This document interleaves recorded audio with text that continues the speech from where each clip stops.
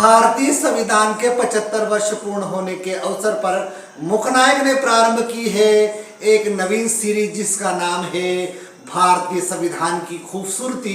क्योंकि मुखनायक ने आपसे वादा किया था कि 75 वर्ष की चर्चा लोकसभा में राज्यसभा में जो होनी चाहिए वो न होकर केवल पार्टियां अपने कार्यकाल की वाहवाही लूटना या एक दूसरे की आलोचना करने का काम कर रही है। इसी के मद्देनजर मुखनायक ने प्रारंभ की है ये विशेष सीरीज।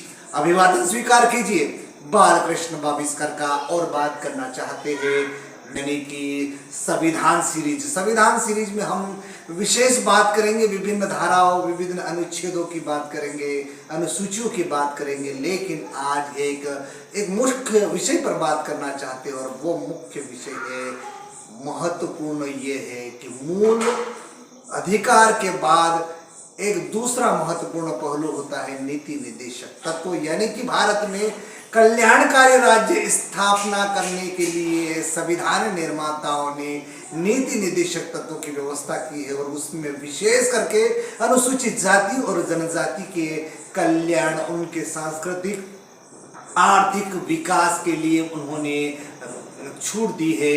और उस छूट का में प्रावधान है नीति निर्देशक तत्व में, उसका प्रावधान किया गया है। बहरहाल हम बात करते हैं अनुसूचित जाति और जनजाति के कल्याण के लिए। तो जनजाति के कल्याण और अनुसूचित जाति और जनजाति के कल्याण के लिए संविधान में भाग 16 में अनुच्छेद 338 है। जी हाँ, संविधान के भाग 16 में अनुच्छेद 338 ये कहता है कि दोनों जाति, अनुसूचित जाति और जनजाति के कल्याण, सामाजिक और आर्थिक विकास के लिए एक विशेष आयोग की स्थापना की जानी चाहिए। और हम इस महा एपिसोड में अनुसूचित जनजाति पर विशेष प्रकाश डालेंगे, क्योंकि सेंधवा विधानसभा से पूर्व कैबिनेट मंत्री अब बन चुके हैं वर्तमान में राष्ट्रीय अनुसूचित जनजाति आयोग के अध्यक्ष सम्मानीय अंतर सिंह आर्य जी। तो निश्चित रूप से आपको ये जानने का एक ललक होगी कि अनुसूचित जनजाति आयोग आखिर क्या है। तो संविधान में जो अनुच्छेद 338 है, उस अनुच्छेद 338 की स्थापना 65वें संविधान संशोधन में 1990 में की गई थी। लेकिन उस जनजातीय आयोग को दो भागों में विभाजित कर दिया। तो संविधान में जो धारा दी गई है अनुच्छेद 338, उसको 338 का बना दिया गया है। उसके अनुसार जनजाति आयोग की स्थापना की है, जो अस्तित्व में आया है 2004 में।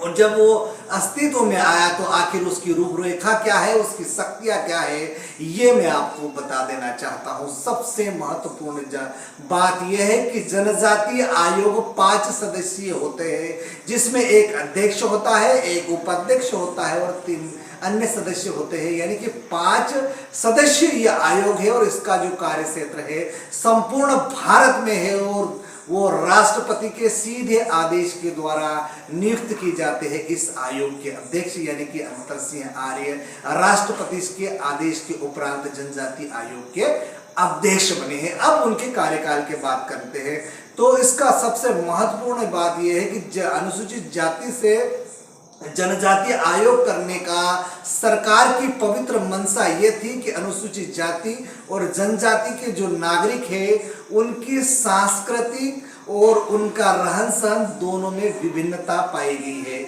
और उसी विभिन्नता के मद्देनजर अनुसूचित जनजाति आयोग काम करता है। और जनजाति आयोग की यदि शक्ति की बात करें तो उनकी शक्ति वैसी होती है जो एक सिविल न्यायालय की होती है।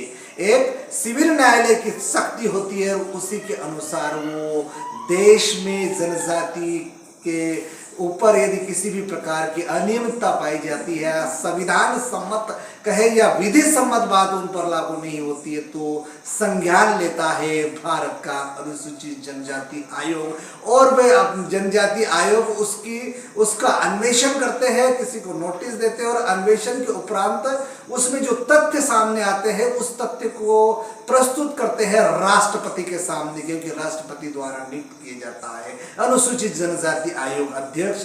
तो उनके अन्वेषण की बात रखी जाती है, प्रतिवेदन राष्ट्रपति के पास, और राष्ट्रपति उसको रखते हैं लोकसभा और राज्यसभा दोनों के पटल पर, और उसमें उसकी जांच की जाती है और उसमें किस प्रकार की सांस्कृतिक कहे या राजनीतिक कहे उसमें क्या परिवर्तन होना चाहिए।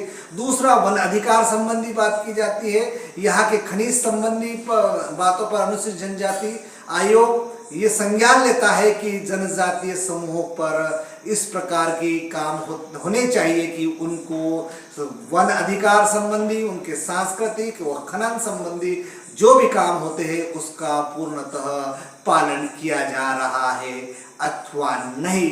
तो ये है भारत का राष्ट्रीय अनुसूचित जनजाति आयोग, जिसके अध्यक्ष है अंतर सिंह आर्य। नमस्कार।